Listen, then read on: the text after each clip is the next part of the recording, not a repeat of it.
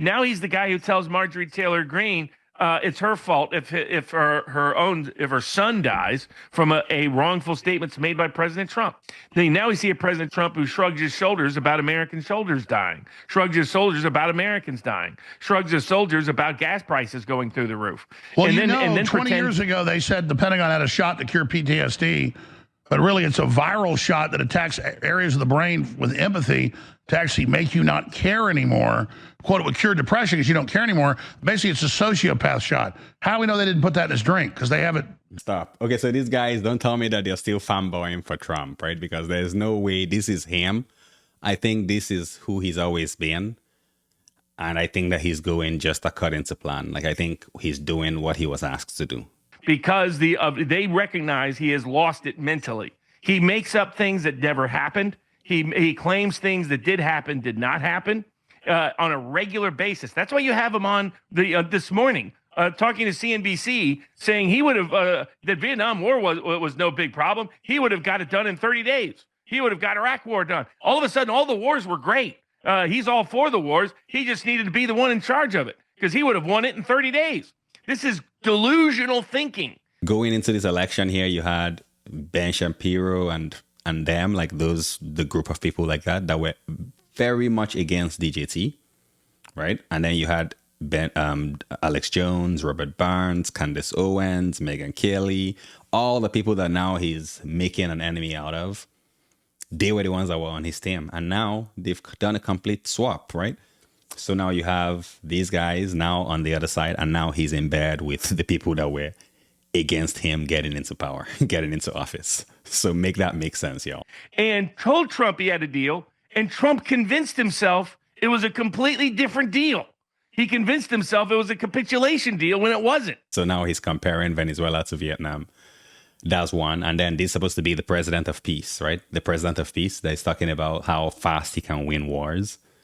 Talk about a complete 180, right? This is not why the MAGA guys voted for him. When he said, make America great again, they didn't mean make America like the world's bully again, right? They meant actually America first, not who can win the fastest wars. So I think this guy has it completely skewed. He has the idea completely skewed. How many times can he say the Strait is open before the stock market doesn't listen? Well, I think part of it is motivated by the stock and equity and oil markets, but part of it is his delusional thinking. They've been asking him, quit going to Truth to talk about this. And he'll agree, he'll be, okay, I won't do it. And then he goes and does it again. They'll ask him, do not call up reporters and talk about and this. And he's posting while we're trying to go. My Way videos and Slipknot videos. And him as a Roman emperor? A Roman emperor? I mean, the guy is completely lost. And don't forget Jesus. Oh, exactly. He's Jesus, but with ball behind him. He had the demon ball behind him in that Jesus image. So, I mean, he's literally losing it, and nobody wants. People started telling me this 3 months ago. We started talking about it offline several weeks ago when it became clear this was happening. That's why we put out the warning, Paul Revere warning sign. And people better keep doing it because he will use nuclear weapons. He's not allowed to use nuclear weapons, right? I think that is where we need to be careful, right? They should not be following those orders. I don't even think they should have followed any of the orders to begin with. Without congressional approval, none of this should have even started. Yeah, exactly. Yeah, I mean, well, you saw he's literally building a 50-foot gold statue to himself in the Trump library that is modeled after the North Korean dictator. I mean, this is not normal, folks. The reason why we're seeing a Trump that you know what though, like, so you take whatever these guys are saying with a grain of salt, because I think what they're doing now is damage control, right? Because they know that the midterms are coming up, so they want to remove themselves from Trump so that like they don't get like a complete blue wave. And I'm not blue and I'm not red, so don't take me the wrong way at all. But I think that they're trying to do damage control here. A lot of people think have betrayed him is because we're seeing just a different Trump. This is a mentally declined Trump who is being exploited by the Lord. Thousands of pieces of gold apparel and artwork. Just it's like so gaudy. It's like a joke. And the White House is literally just like gold everywhere.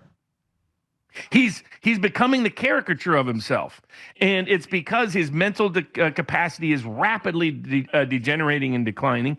That's why his empathy is no longer present. Apathy is increasingly present. His delusional thinking is off the charts, and the problem is that he thinks he can do things that he can't do. Hold on. Was that statue actually real though? Was that for real?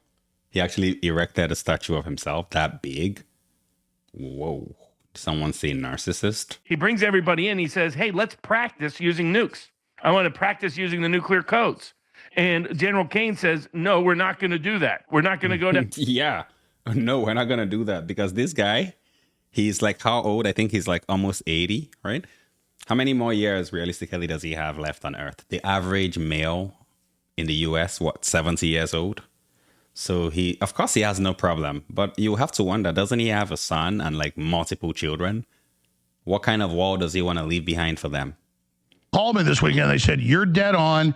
He's out of his mind. And already at CENTCOM and Army Special Operations in Florida, they're already going down even to mid-level people and saying, hey, get ready for a big problem. And again, the Democrats a year ago were like, don't follow his orders to round up illegals. That's all constitutional. We're like, hey, that's bull. That's the programming for the movie Civil War. They wanted their own coup, but it kind of foreshadowed it because now it's nuclear war. Now it's real. Exactly. And so you've got big risk number one is nuclear war. Big risk number two is that he does try to bomb all the bridges and power plants.